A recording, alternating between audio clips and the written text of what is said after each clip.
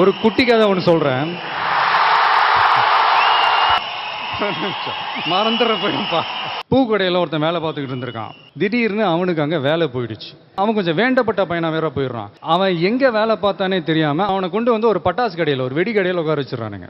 ஒரு வெடி கூட விற்கலையா. என்னடான்னு பார்த்தா 10 நிமிஷத்துக்கு ஒருக்க வாளியில் தண்ணியை பிடிச்சிக்கிட்டு பட்டாசு மேலே தெளிச்சிக்கிட்டு இருந்திருக்கான். பூக்கடையில் தெளிக்கிற மாதிரி தொழில் பக்தி அது அவனை விட்டு போல. இது யார் மேல தப்பு? So the moral of the story is, இதனால் இவன் முடிக்கும் என்றாய்ந்து அதனை அவன் கண் விடல். ஒன்றும் பயப்பட வேணாம், திருக்குறள் தான்.